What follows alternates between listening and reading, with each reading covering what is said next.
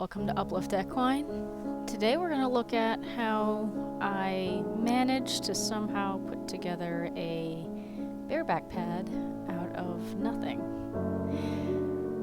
I spent, I think, about 2 years trying to figure out how to put together something that is going to fit, that I could size to him. And right now what you're looking at is me trying to size the old bareback pad, so you can see what a huge difference with the felt one and the one I got. I originally made it way too big, and I wanted to size it down, especially since he was basically mostly done growing at the time. So I did a lot of testing, I did a lot of stuff, which is all going to be shown in this series of somewhat sad videos. I call it sad because there are so many things that happened with this, and there are so many things I regret about, how I made this bareback pad, but I learned so much. And if anyone is going to ask me, oh, are you going to make another one? Are you going to, make this a thing that you can sell? I'd be like, absolutely not. It was so painful to make the first one. I don't think I would ever want to hand make another one. So, getting the pattern and drawing it out on the deer skin. So this is split skin hide, so I know that this is going to be underneath of just about everything. So I wanted something that was flexible enough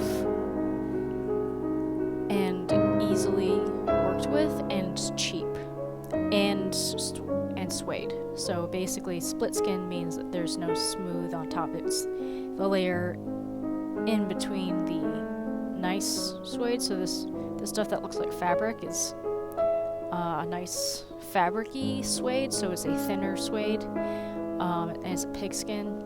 I think I would use deer skin next time, but I was trying to save some money. Because I'm like, I don't know if I'm going to have to buy this again. So if you make your bareback pad, please use deer skin. I know it's not necessarily as nice because you'd have to piece it together a little bit more, since many deer skins come with like a bullet hole in there. Pig skins are easier. But the pig skin did start to kind of come apart a little bit in some of the seams later. But yeah, this bareback pad went through quite a few renditions, which they're all going to be shown. But yeah, so once I chalked out the outline for the pig skin, I could easily cut it with my scissors. You could see how much like a fabric this is. A normal sewing machine could probably sew this pig skin. So I made it a little bit bigger and then found the channel. So this channel that I'm drawing out is the channel that is going to have no stuffing. It's going to be the thing that is supposed to clear over his spine. So if you see in saddles, you'll see this channel. It's supposed to be about 4 or more inches. So that's the average spinal clearance of a horse. So, and I'm not just talking about the tips of the spine that you can kind of see on the withers. It's the wings of the spine as well. So that's generally about 4 inches. Each horse is a little bit different, but I did measure it out on him to make sure I was clearing his spine enough. So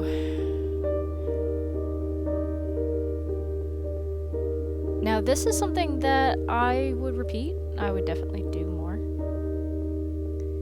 And I would probably use a glue that was, I don't know, I mean, this glue worked fine, honestly. But I was gluing the channels because I knew, like I said, I knew that it needed to be dead on exact. And so I glued it down to the pig skin. just to make sure that wasn't going to move around, because that does happen with fabric sometimes. I mean, if you've ever sewn anything together or sewn, well, just sewn anything together. Okay, so I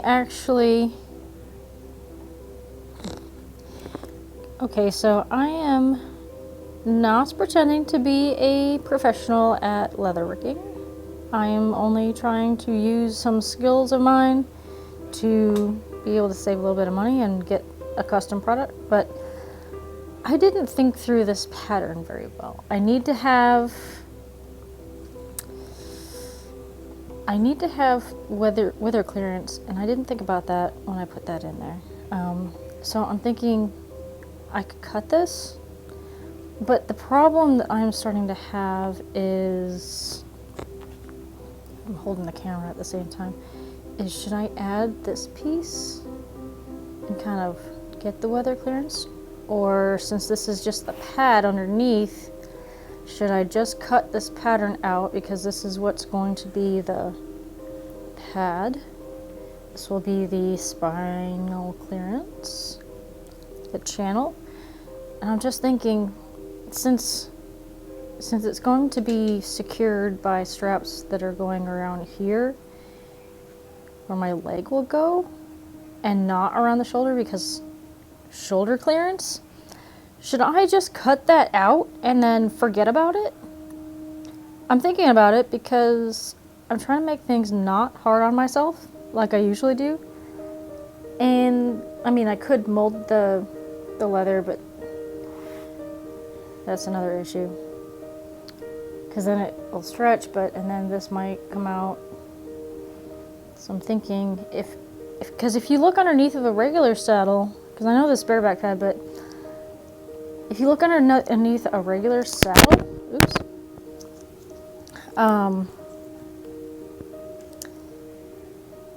there's the channel, there's the pad, and then there's nothing that's connected to the pad. It's everything that's on the seat that's extended there. And I mean, there's a tree, but I think I'm overthinking this. And yeah, I'm overthinking this. So I think I'm just going to cut this out for the weather shoulder clearance. Because this is shoulder clearance as is. But I could always just sew it in later. Because I mean, this is going to be covered. This whole thing is going to be a piece that's connected to the seat. So maybe if I do it more like that, like cut it a little more shallow,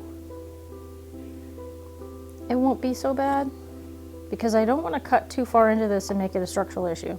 I mean, that's why we're doing the double split, to make it more substance. So, we can always cut more away, but we can't put anything back unless you piece it together and sew it. So I think I might do that, because this is shoulder clearance. And then if we just curve this way, that'll give us the wither clearance. These withers go down right about here. So that might be ideal. So, okay, I'm learning as I go. We're learning.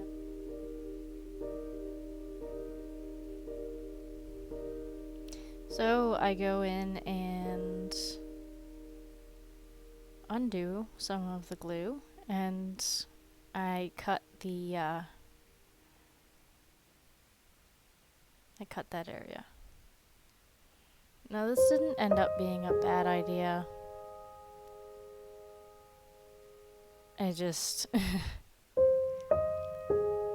I learned a lot. We'll just say that.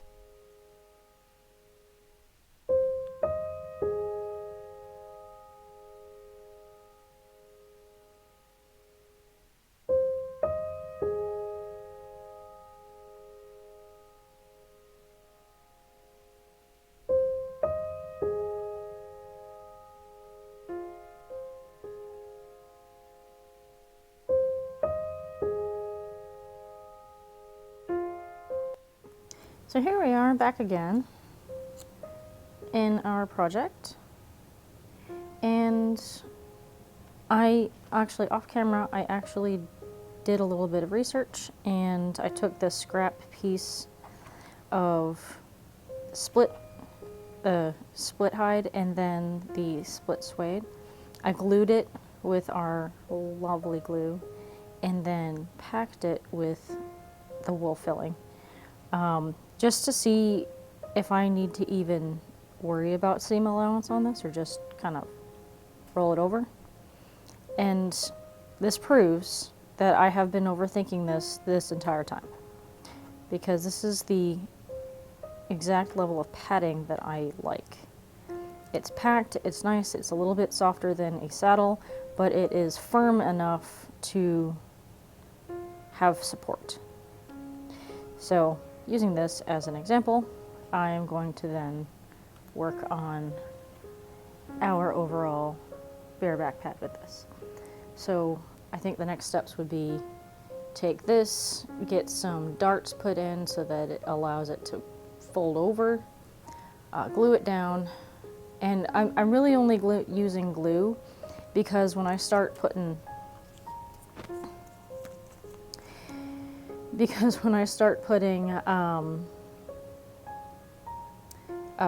holes through this for the stitching, I need this split suede to stay in place completely, so that I don't have to like take this really fabricy type of leather and try to continue to match it up with some holes, and it's just annoying, and I don't need that stress.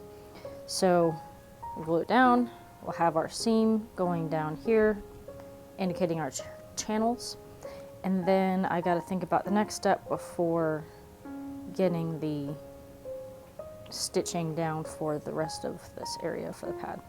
Now this area is going to be open, and I'm not going to use the artificial sinew for this part. I'm going to use some upholstery thread so that it can indicate this is a pocket that I can open for restuffing and reforming of the pad over his back with, you know, age changes and all of that. And yeah. So that's what I've got right now. That's how far I've come so far, along with all of the overthinking, because I don't want to waste some nice leather.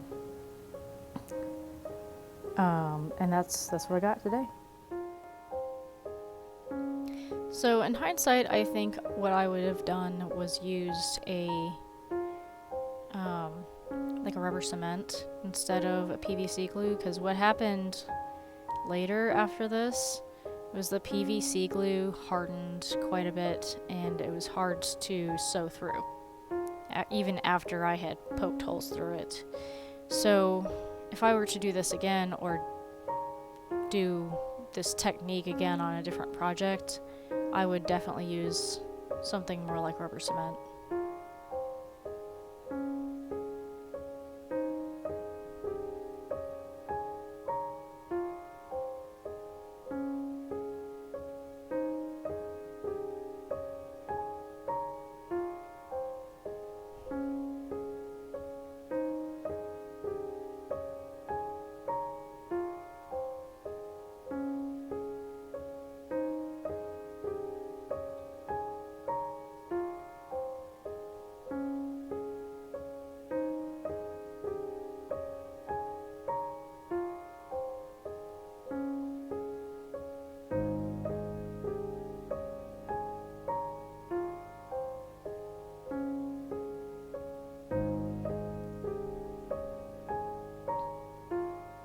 So initially I thought that whenever you stamp something through, well, I guess I'm scoring this, but as this project went on, I figured out that I did not have to score every single line that I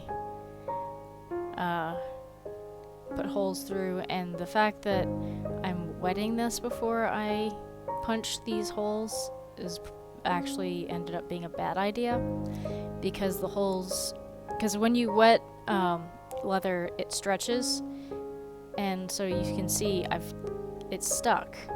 So instead of yeah, keep going. So instead of just punching the hole in it, that being done, it would stretch, especially when I tried to have to figure out how to wiggle it out.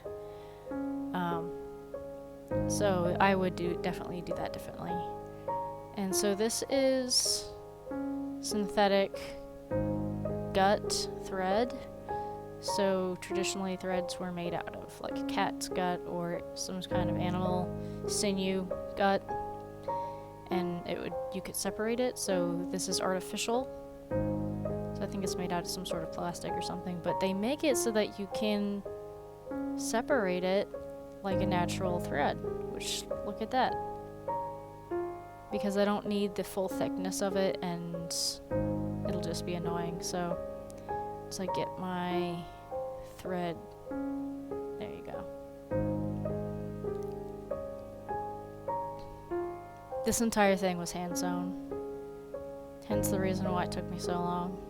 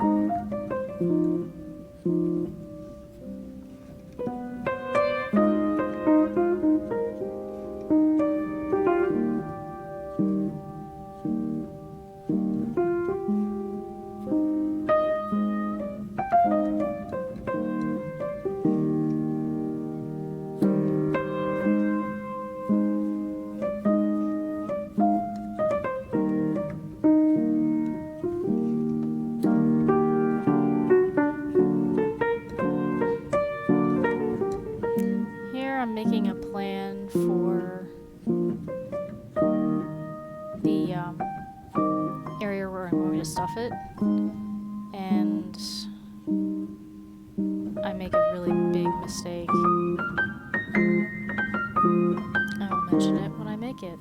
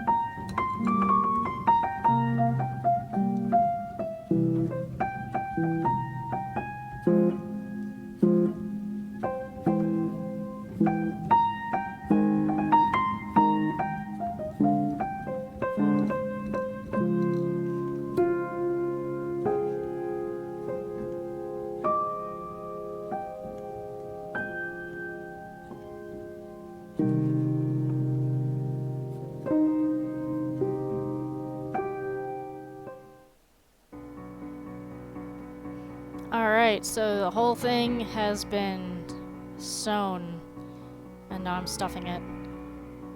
At least stuffing it for the first time. But you see that separation right there? That is Velcro.